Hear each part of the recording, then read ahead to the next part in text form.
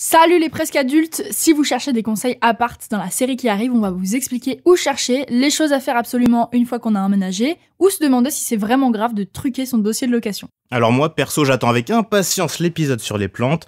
Mon orchidée est complètement séchée. Mais c'est peut-être que j'ai oublié de l'arroser. Oh non, ça c'est un scandale Valentin, tu peux pas laisser crever une orchidée. Désolé. Autre sujet important quand on emménage, la souscription à un fournisseur d'énergie. Et pour ça, il y a notre super sponsor Équateur. C'est un fournisseur d'énergie verte, pas comme les plantes de Valentin apparemment. Et oui, Équateur, c'est un service qui permet de savoir d'où vient l'énergie qu'on consomme. Et c'est vert parce que c'est de l'électricité et du gaz renouvelable. Sur le site équateur.fr, il y a plein d'infos et des articles hyper complets pour changer de fournisseur et en apprendre plus sur comment est produit l'énergie verte. Alors merci Équateur. Adulte. Mode d'emploi. Adulte. Difficile, hein. Super. Adulte. Adulte. J'en peux plus de ce mot. Bah si, adulte, ça va le faire. De ouf. Adulte. Mode d'emploi. Oh yeah. Bienvenue dans Adulte Mode d'Emploi, le podcast qui vous file la notice pour entrer dans la vie d'adulte déterminé comme jamais. Salut Louane. Salut Valentin, ça va ou quoi? Ça va et toi? Bah ouais, ça va. Qu'est-ce que ça raque aujourd'hui? Et ben aujourd'hui, on va parler d'un sujet d'actualité, mais tellement d'actualité que j'ai l'impression d'être un petit peu Claire Chazal ou Laurent Delahousse, tu choisis. Sujet de grosse préoccupation quand on a un appart, surtout en hiver, sujet super fun en plus. C'est faux, ça m'a pas l'air fun du tout ce que tu me racontes. Ouais, c'est totalement faux. On va parler de consommation d'énergie, gaz, électricité, tout ça, et surtout comment réduire sa facture. Alors pour sauver la planète, bien sûr. Ouais, mais c'est aussi... important ça quand même. Mais c'est super important, bien sûr. Mais aussi parce que ça coûte cher, donc comment payer un petit peu moins cher. Moi, par exemple, le lave-vaisselle, je sais que je l'utilise pas parce que j'ai des amis qui sont mes lave-vaisselle. Ah oui, d'accord. Personnel, voilà, exactement. Et j'en viens à cette transition, vous allez comprendre pourquoi je viens là. Parce qu'aujourd'hui, dans ce studio, on a Swan, une de mes très chères amies, qui est mon lave-vaisselle personnel. Parce que Swan fait ma vaisselle. Swan, bonjour. Plutôt gentil. Bonjour à tous, c'est une très belle transition. Je m'appelle Swan Périssé. Je suis une experte des économies d'énergie dans les appartements et en effet, je fais la vaisselle de Louane. Moi, je pense que ça va bien m'aider parce qu'encore hier, moi, j'étais au téléphone avec ma conseillère EDF du jour, avec qui on s'est embrouillé. On s'est un peu, on s'est pris la tête, on s'est crêpé le chignon. Tu t'es crêpé le chignon avec ta conseillère EDF? Bah, tout à fait. Parce Quoi t'as vu, Valentin? Elle veut juste me faire payer 50 € de plus par mois. Alors, j'ai eu une régulation sur l'année parce que j'ai consommé plus que ce que je payais, donc ça, c'est normal. Mais elle voulait me faire payer plus d'argent pour un truc qui augmente. Exactement, Swan, voilà. On lui fait pas, Swan. C'est dur. On lui fait pas. Du coup, je lui ai dit non merci. Restons sur cette somme. Bref, Swan, merci beaucoup d'être là. C'est vraiment un plaisir. On a plein de questions à te poser. Oui. Première question, c'est quoi les trucs qui consomment le plus chez nous? Les trucs qui consomment le plus chez nous, globalement, c'est les choses qui chauffent très fort ou les choses qui refroidissent très fort. Donc les deux premiers postes de dépenses à la maison, ça va être le chauffage, donc c'est ça qui consomme le plus d'électricité, le plus d'énergie dans ta maison. Le deuxième plus gros poste de dépense, c'est chauffer l'eau, et en troisième, ça va être le frigo. Donc en gros, genre le chauffage électrique, ça chauffe très très fort, les plaques électriques, ça consomme très fort, mais la bouilloire. Chauffer l'eau, ouais, c'est la bouilloire. Non, chauffer l'eau, c'est quand tu prends une douche chaude. Ah ok. Et quand tu fais un bain de pied. Pour enlever toutes les peaux mortes. Moi, je fais pas de bain de pied, j'enlève mes peaux mortes sur le canapé, et ma coloc, ça la rend folle. Yes. Le congélateur, ça consomme très fort. Prendre un bain, une douche chaude, ça consomme très fort. Une machine à laver à 60, ça consomme plus fort qu'une machine à laver à 30 ou des trucs comme ça. Donc en gros, tout ce qui réchauffe très fort ou qui refroidit très fort, c'est vraiment les postes de consommation les plus puissants de votre maison, quoi. Ok, tu parlais d'abord du chauffage en premier poste de dépense. Comment on peut réduire sa consommation de chauffage? Sachant que moi, perso, j'aime bien avoir au moins pas froid chez moi, quoi. La première chose à faire pour réduire sa consommation de chauffage, c'est d'avoir des maisons et des appartements bien isolés. Ouais. Donc première chose, c'est à l'État de gérer ça et aux collectivités locales de mettre en place les infrastructures et les sous pour pouvoir rénover les bâtiments.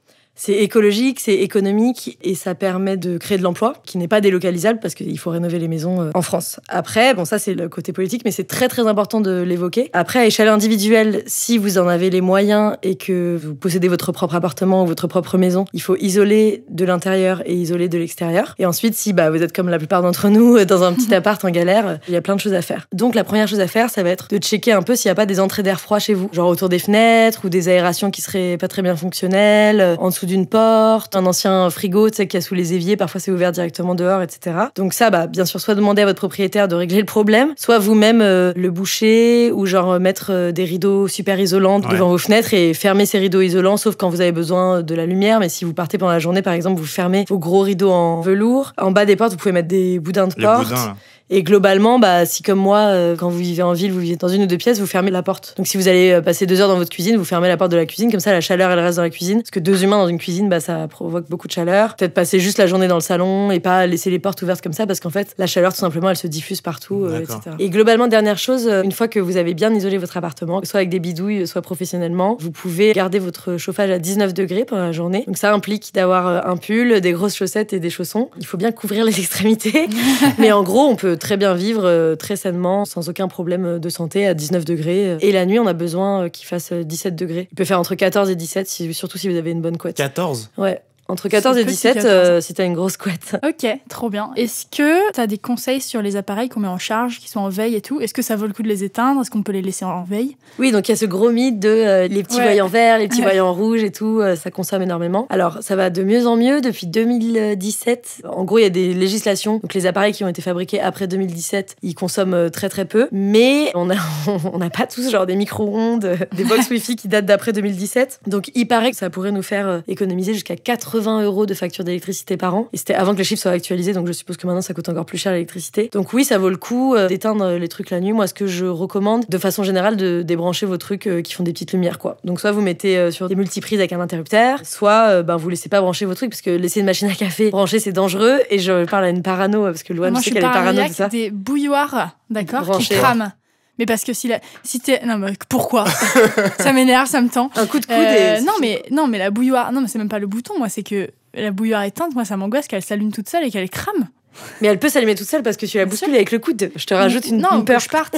Arrête de faire ça. Et donc, globalement, ça permet d'économiser un petit peu de sous à l'année. Moi, je trouve ça minime par rapport à un appartement pas isolé. Si vous dépensez beaucoup trop de factures d'électricité et que vous avez les moyens de déménager, que vous êtes dans un appartement pas isolé, que votre proprio s'en fout, il faut s'enfuir et s'en foutre des petites veilles de la box et du micro-ondes, quoi. Et parmi les grosses dépenses, tout à l'heure, tu parlais de la douche, en fait. Est-ce que ça change vraiment quelque chose de se doucher à l'eau très chaude ou à l'eau tiède? Alors, globalement, c'est beaucoup plus important de prendre une douche courte, aussi chaude que tu le souhaites, qu'une douche très longue. Donc en fait, si elle est un peu moins chaude, ça va être un moment désagréable parce que c'est tiède, c'est géré par un mitigeur. Donc si je ne m'abuse, l'eau, de toute façon, elle arrive bouillante. Et après, t'as un mitigeur qui dit 2 degrés de moins, 2 degrés de plus. Donc en fait, elle est déjà chauffée. Et juste le mitigeur, il fait en sorte que tu te brûles pas, tu vois. C'est un espèce de petit appareil de plomberie et tout. Donc, je suis pas sûre à 100%, mais à 90%, je dirais, ça change rien là, de prendre une douche bien chaude ou tiède. Il faut juste prendre des douches courtes. Voilà. Ok. Est-ce qu'il y a des ampoules moins énergivores que d'autres? Alors oui, ça c'est très très utile. Donc juste pour contextualiser pour les gens qui m'écoutent, moi pendant 2 ans, j'ai cherché qu'est-ce qui était vraiment utile de faire à échelle individuelle en écologie ou pas. Donc vraiment j'ai enquêté ce genre de trucs parce que la lumière c'est un peu un mythe, genre il faut éteindre la lumière absolument et t'es écolo et tout. C'est pas forcément vrai, sauf que il faut remplacer tes ampoules par des ampoules LED. Ça, c'est vrai et je l'ai expérimenté parce que j'ai vécu en caravane. Et en gros, quand j'avais une ampoule qui n'était pas une ampoule LED, ça consommait énormément de mes panneaux solaires. Et quand j'ai mis des ampoules LED, ça consommait beaucoup moins. Donc ça vaut à 100% le coup d'investir dans des ampoules LED. Elles vont tenir plus longtemps. Et après, encore une fois, quand on a nos âges, qu'on est un peu en galère, on déménage souvent. Donc, ce que vous pouvez faire, c'est vous arrivez dans un appartement, vous investissez dans les ampoules LED, vous changez toutes vos ampoules, vous gardez les ampoules de l'appartement dans une boîte. Et quand vous partez, vous récupérez comme un gros radin vos ampoules LED et vous remettez les anciennes. Parce que ça coûte de l'argent d'investir dans une ampoule LED, c'est plus cher qu'une ampoule normale. Mais vraiment, ça va vous faire très très vite des économies d'électricité. C'est vraiment une invention incroyable. Ok. Est-ce que c'est important de mettre les programmes éco sur le lave-vaisselle ou sur la machine à laver? En fait, ce qui est le plus économique et donc le plus écologique, c'est de faire les programmes courts. Okay.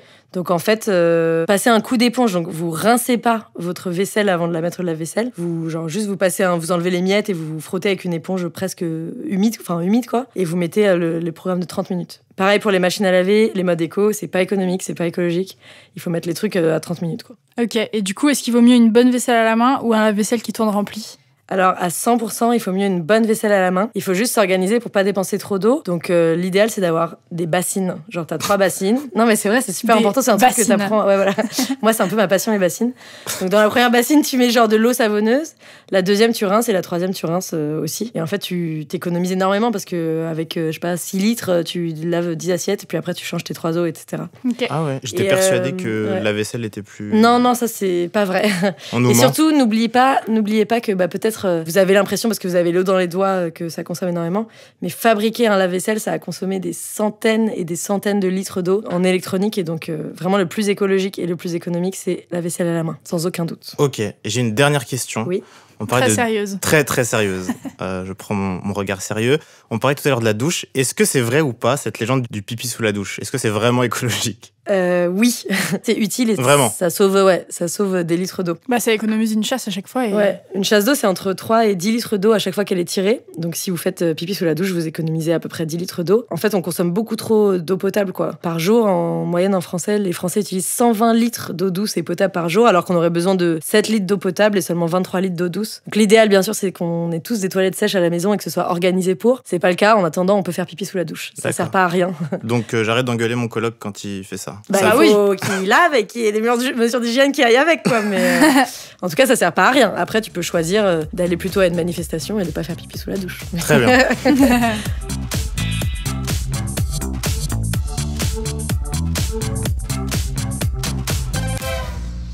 Merci beaucoup, Swan. Merci C'est un plaisir. beaucoup. On a appris plein de trucs, notamment Ouais. qu'il fallait faire pipi sous la douche. Notamment. Merci encore. Donc, on sait que c'est pas tous les jours facile non plus, ces petits gestes au quotidien, de les appliquer, de penser à tout. On peut se dire que c'est à chaque fois les mêmes qui font des efforts. On n'en dira pas plus, mais bon, on peut déjà passer par ça. Juste y penser, c'est déjà beaucoup. Ouais. Si chacun fait un, Le savoir, fait un petit quoi. geste. Exactement. Je peux dire juste une phrase. Bien Ouais, sûr. bien sûr. Donc, le GIEC, qui est un groupe de scientifiques qui parle d'écologie, en gros, explique que les changements individuels sont indispensables, mais qu'il faut absolument que l'État, les collectivités locales et les entreprises mettent en place les infrastructures pour les rendre possibles. Donc, les initiatives individuelles, c'est super, mais il faut que ce soit suivi par des changements structurels. Bon, bah voilà, fin du podcast. Au revoir tout le monde.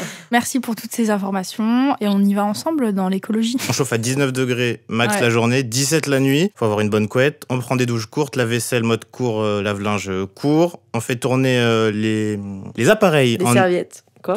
Hop, hop, hop, hop. Désolée. heure creuse. En heure creuse plutôt qu'en heure pleine, c'est-à-dire plutôt la nuit. Et bon à savoir aussi, vous avez le droit. Un chèque énergie, c'est de l'argent que donne le gouvernement aux ménages les plus modestes. C'est à peu près 12 millions de personnes en France chaque année. C'est autour d'une centaine d'euros selon vos ressources. Ça arrive souvent par la poste ou par mail. Moi, c'est dans mes spams, donc checkez bien vos mails. Voilà. Yes. Merci beaucoup, Louane. Merci Valentin. Merci les amis. On se retrouve sur Instagram et sur Twitter. Ouais, sur le Instagram de Nouvelles Écoutes, Tout à Nouvelles fait. Écoutes, et nos Insta perso, Louane Mancho et Nato81. Et on se retrouve au prochain épisode. Bisous tout le monde. Bisous les presque adultes. Adulte Mode d'Emploi est un podcast de Nouvelles Écoutes. Écrit et animé par nous, Louane et Valentin. La production et la coordination, c'est Mathilde Jonin et Cassandra de Carvalho. Direction artistique Aurore Mailleux. Réalisation Marion Gourdon. Enregistrement, montage et mixage par Constant et Robin au studio Caleçon.